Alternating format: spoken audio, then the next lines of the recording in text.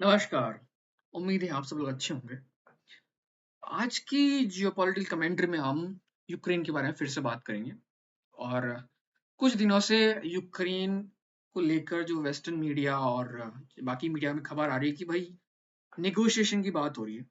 Suddenly Ukraine ने जो है यूक्रेन के जो मिनिस्टर्स हैं, वहाँ के प्रेसिडेंट्स हैं, उन्होंने इंटरव्यू में नेगोशिएशन की बात करनी शुरू कर दी कि भाई हम रशिया के साथ नेगोशिएशन करेंगे।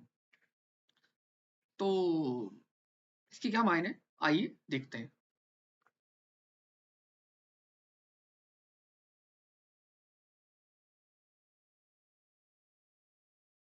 इसको तीन तरीके से समझ सकते हैं हम।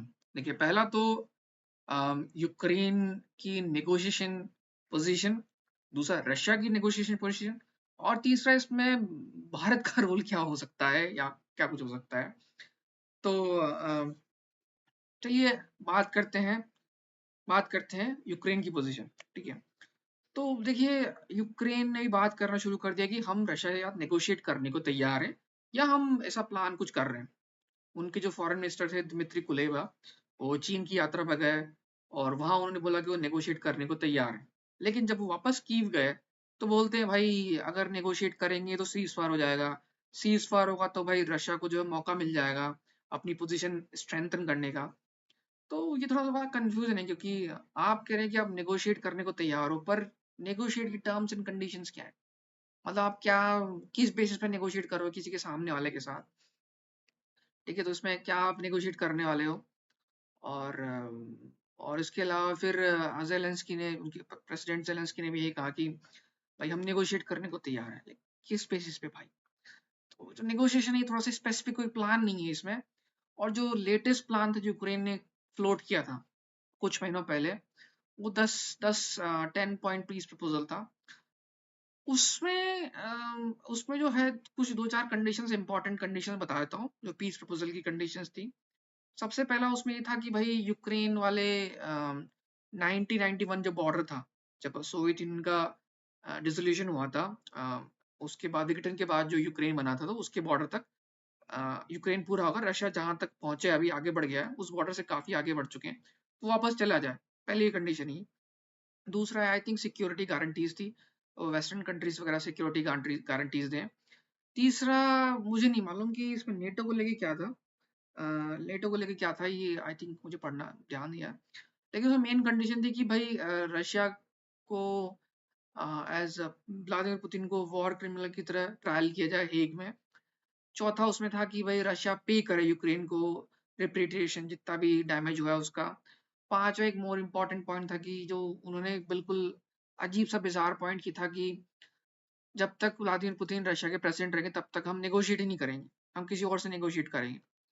अब ये पॉसिबल नहीं है, क्योंकि व्लादिमीर पुतिन अपना छठा इलेक्शन अभी जीते हैं, तो 6 साल वही रहने वाले। तो ऐसी कुछ और कंडीशंस थी जो कि यूक्रेन ने रखी थी सामने, और ये सभी लोग कह रहे हैं अनरियलिस्टिक है आज की डेट में।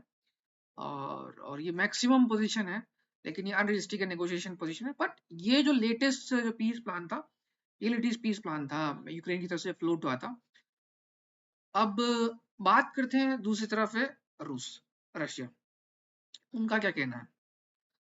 उनकी जो इनिशियल चीजें थी, जब उन्होंने स्पेशल मिलिट्री ऑपरेशन या इन्वेजन ऑफ यूक्रेन, डिपेंड करता है आप किस तरफ से देख रहे हैं। मेरे हिसाब से इन्वेजन ऑफ यूक्रेन है, क्योंकि भारत की सरकार इसको इन्वेजन ऑफ यूक्रेन ही कहेगी।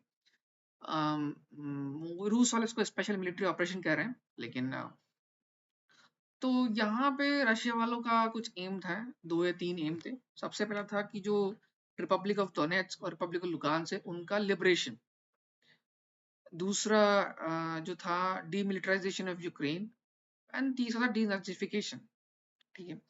अब ये बहुत ही लंबे लंबे नॉन स्पेसिफिक वर्ड्स हैं, लेकिन जो लेटेस्ट प्रपोजल टाइप जो चीज आई है रूस की तरफ से, वो है पहली, नेटो न्यूट्रलिटी। यूक्रेन कभी नेटो ज्वाइन नहीं करेगा, ये एग्रीमेंट ये गारंटी दे।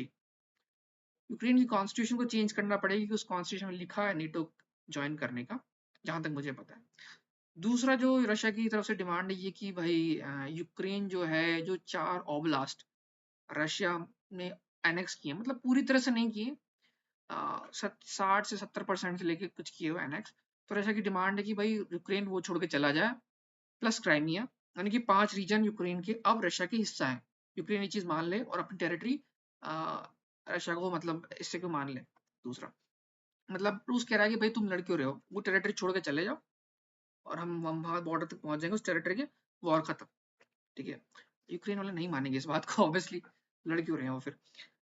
कोई भी कंट्री क्यों मानेगा कि उसकी टेरिटरी किसी और को दे दी जाए। तो तीसरा जो रशिया की डिमांड थी, जो रशिया की डिमांड है demilitarisation of Ukraine, in the sense जो यूक्रेन की मिलिट्री को है एक साइजेबल लेवल पे डाउनग्रेड किया जाए, और घूम फिर के रशिया चाहता है कि उसके फेवरेबल गवर्नमेंट यूक्रेन में हो। तो नटशेल में ये कि फेवरेबल गवर्नमेंट हो, यूक्रेन एज अ थ्रेट ना हो, और यूक्रेन को नेटो ज्वाइन नहीं करना होगा। तो ये चीज है। तो ये रशिया की तरफ से डिमांड है, और ये भी यूक्रेन के लिए अनरियलिस्टिक है मानना।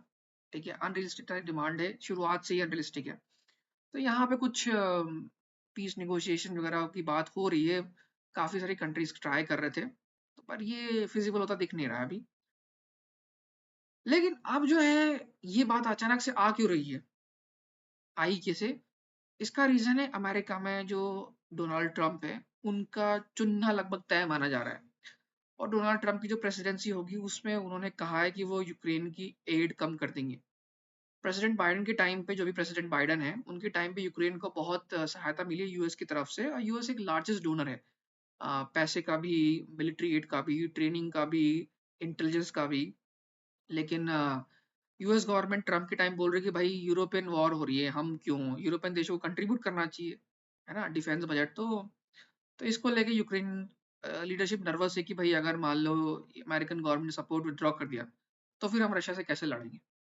तो दे स्टार्ट टॉकिंग लाइटली, ये उन लोगों ने नेगोशिएशन वाली बात कर दी है, और कोई कॉन्क्रीट एक्शन वगैरह भी नहीं आया, हो सकता है कुछ फ्यूचर में आए, लेकिन अभी तक तो नहीं आया। और इसमें भी कुछ कंट्रीज यूरोप के जो हैं उनका जो व्यू है वो भी रशिया से अपनी तरफ से बात कर रहे हैं, जिसमें हंगरी के president, prime minister not, Viktor Orban सबसे आगे हैं। वो बात कर रहे हैं और कोशिश कर रहे हैं कि भाई किस तरह सीज फायर हो जाए, लड़ाई रुक जाए। लेकिन बाकी जो यूरोपियन कंट्रीज हैं वो ऑलमोस्ट एंटी रशियन क्लब में है। वो किसी भी तरह से अम, लगता नहीं कि नेगोशिएशन करने के मूड में है। उनके हिसाब से यूक्रेन को, उनके हिसाब से लड़ाई जो है, यूक्रेन को और मिलिट्री एड मिलनी चाहिए, और मदद मिलनी चाहिए, ताकि यूक्रेन जो है एक बेटर पोजीशन में आए नेगोशिएट करने के लिए। उनके हिसाब से यूक्रेन अभी अच्छी पोजीशन में नहीं है नेगोशिएट करने के लिए। मतलब लड़ाई में जो जिसकी पोजीशन अच्छी होती है उसकी टर्म्स पे ही नेगोशिएशन होते हैं, साइन होते हैं। तो इस तरह से बातचीत हो रही है, और चीन ने भी ट्राई किया था नेगोशिएशन का, ब्राजील के प्रेसिडेंट लुला भी ट्राई कर चुके थे इस बारे में, और भी कंट्रीज ने बात की है।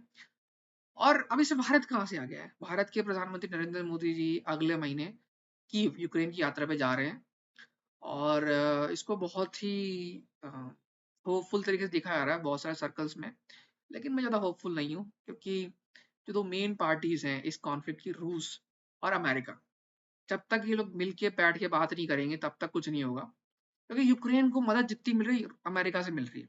अगर अमेरिका या रूस के साथ बातचीत कर ले और किसी समझौते पे आ जाए तो फिर लड़ाई खत्म हो सकती है।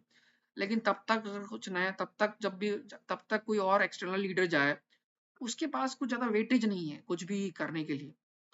तो मेरे ख्याल से नरेंद्र मोदी जब पिछले महीने मॉस्को की यात्रा पे गए थे, शायद व्लादिमीर पुतिन ने उनको, रूस के प्रेसिडेंट व्लादिमीर पुतिन ने उनको संदेश दिया। तो मेरे ख्याल से नरेंद्र मोदी जी वो संदेश लेके कीव जाएंगे और बोलेंगे कि भाई देखो रशिया की टर्म्स एंड कंडीशन है, और हम मीडिएशन करने को तैयार हैं अगर आप राजी हैं इनमें से कुछ को मानने के लिए। यार मतलब एक तरह से मीडिएटर टाइप हो गया, हम एक मैसेंजर, हम जा रहे हैं और हम तैयार हैं। अब इसमें कितना कुछ होता है ये तो भविष्य बताएगा। लेकिन जो सीज, जो नेगोशिएशन वाली बात हो रही है, और जो वेस्टर्न मीडिया में बहुत कुछ पब्लिश हो रहे हैं प्लान्स एंड जो सब, उसमें ये इग्नोर कर रहे हैं भाई रशिया क्या सोचता है इस बारे में। आप तो खूब प्लान कर रहे हो, आप नेगोशिएट कर रहे हो, बट यू आर, जो लास्ट पीस समिट हुई स्विट्जरलैंड में, उन्होंने इन्होंने रशिया को इनवाइट भी नहीं किया, मतलब जो दूसरी पार्टी कॉन्फ्लिक्ट उसको इनवाइट नहीं करा। तो क्या सोच के आप कर रहे हो? और रशिया वाले इतने सारे सैंक्शंस सह चुके हैं, और उनकी मिलिट्री जो है इकोनॉमी ग्रो कर रही है, मिलिट्री माइट ग्रो कर रही है, दुनिया में आइसोलेटेड नहीं है। तो आपके पास क्या लेवरेज है कि रशिया को आप फोर्स कर सको निगोशिएट करने के लिए, अंटिल आप कुछ फेवरेबल कंडीशंस उनको दो। तो इस तरह से देखा जाए दोनों साइड की व्यूज बहुत हार्डन्ड है। अभी नेगोशिएशन की बात हो तो रही है, पर नेगोशिएशन होगा नहीं होगा ये भविष्य बताएगा। लेकिन मुझे बहुत कम होप है, अनलेस रशिया और यूएस वाले 2 कंट्रीज आपस में बातचीत करके कुछ बीच का पाथ निकालें।